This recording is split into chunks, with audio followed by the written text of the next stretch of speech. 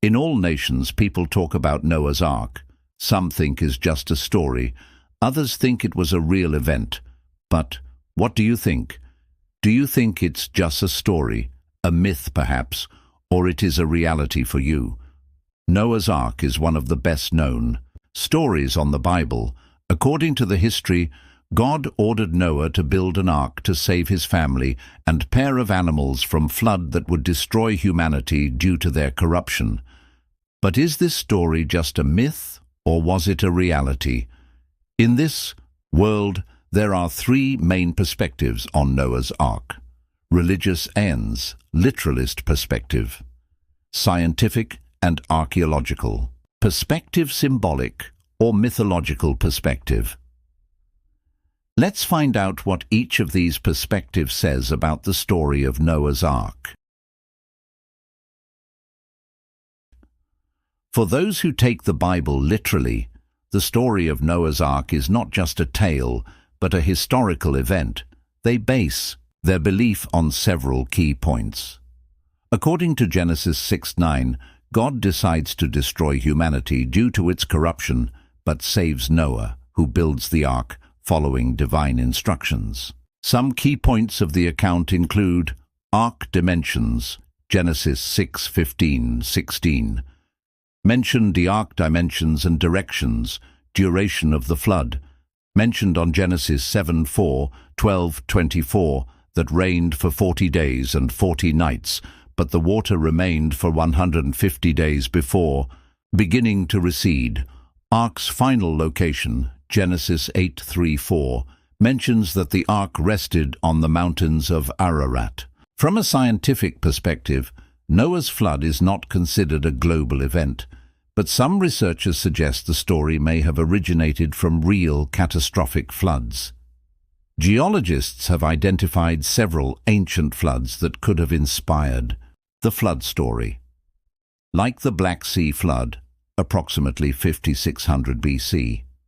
Some scientists believe the Black Sea was once a freshwater lake until the Mediterranean overflowed and flooded it. Or the Mesopotamian floods. The Tigris and Euphrates rivers have caused devastating floods throughout history, or the Epic of Gilgamesh, Sumerian, 2100 BC, that tells a flood story very similar to Noah's, suggesting both may share a common origin. Some scholars considered the story of the Ark to be a parallel or myth with moral and spiritual teachings. It is interpreted as a lesson about justice, obedience, and the renewal of humanity. Early in human history, a battle began, the battle between good and evil. Some individuals, such as Adam, Eve, and their son Cain, chose the side of evil. A few others, such as Abel and Noah, chose the side of good. Most people became so bad that God brought an end to that wicked world. This story helps us to learn that God sees which side we choose, and that He will never allow the evil to conquer the good. Many times after creation, there came to be many people on the earth. Most of them were bad. Even some of the angels in heaven became bad. They left their home in heaven and came down to the earth. Do you know why they did that? Lest reading in the Bible, in Genesis 6:4, referring to some angels, tell us, so that they could take on human bodies and marry women. These angels and the women had sons together. Those sons grew up to be very strong that they became bullies. They enjoy hurting people. God could not let those things continue to happen, so He decided to destroy the bad people. But there was a man who was different. He loved God. His name was Noah. He had a wife and 3 sons, Shem, Ham, and Japheth, and each of his sons had a wife. One day, Noah's life changed forever. God spoke to this beloved servant and told him of His purpose to bring the world of that time to an end. God commanded Noah what the Bible said in Genesis 6:14, "Make for yourself an ark out of wood of a resinous tree." This ark was not a ship, as some assume. It had neither bow nor stern, keel nor rudder, no curves. It was basically a great chest, or box. In Gen 6:15, God gave Noah the precise dimensions of the ark, some details regarding its design, and directions to coat it inside and out with tar. However, God made this covenant, or formal agreement, with Noah. You must go into the ark, you and your sons and your wife and your sons' wives with you. Noah was also to bring representatives of all kinds of animals. Only those aboard the ark could survive the coming deluge. Noah faced a gigantic task. This ark was to be enormous, 437 feet long, 73 feet wide, and 44 feet tall. It was far larger than the largest seagoing wooden ships built even in modern times. Did Noah back off from this assignment, complain about its challenges, or alter the details to make it easier on himself? The Bible in Genesis 6:22 answers, Noah proceeded to do according to all that God had commanded him. He did just so. The work took decades, perhaps 40 to 50 years.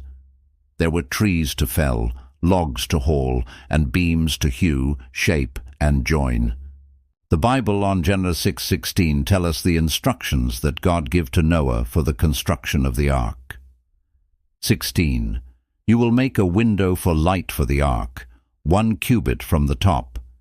You should put the entrance of the ark in its side and make it with a lower deck, a second deck, and a third deck, as well as a roof that lightly peaked in the middle with a slight pitch so that water would run off. As the years passed and the ark took shape, Noah must have been so glad to have the support of his family. There was another aspect to the work that might have been even more challenging than ark building. The Bible tells us that Noah was a preacher of righteousness.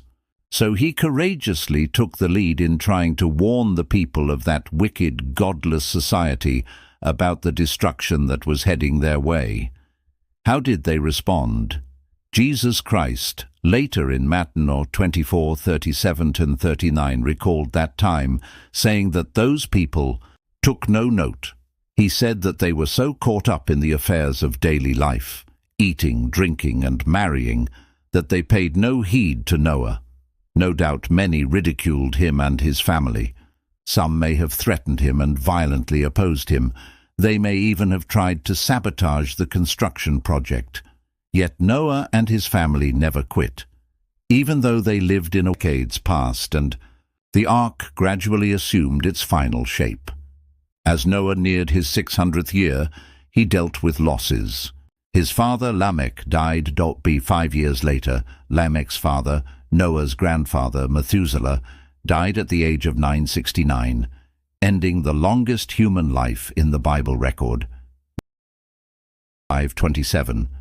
According to the Bible, in his 600th year, the patriarch Noah received a new message from God. Go, you and all your household, into the ark. At the same time, God told Noah to take all the kinds of animals into the ark, by sevens in the case of the clean ones, fit for sacrificial use, and the rest by twos, according to Genesis 7:1-3. It must have been an unforgettable sight. From the horizon they streamed in by the thousands, walking, flying, crawling, waddling, lumbering, all in an astonishing variety of sizes, shapes, and dispositions. We need not imagine poor Noah trying to corral, wrangle, or somehow cajole all those wild animals into entering the confined space of the ark. The account says that they went in to Noah inside the ark. Genesis 7:9. Did God take delight in the death of those wicked people? No. The Bible in Ezekiel 33:11, tell them, as surely as I am alive, declares the sovereign Lord Jehovah, I take no pleasure in the death of the wicked, but rather that someone wicked changes his way and keeps living.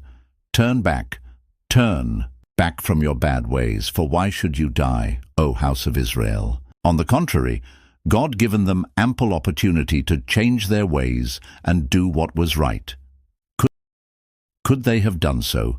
Noah's life course answered that question. By walking with Jehovah, obeying his God in all things, Noah showed that survival was possible. In that sense, his faith condemned the world of his day. It cast the wickedness of his generation in a clear light.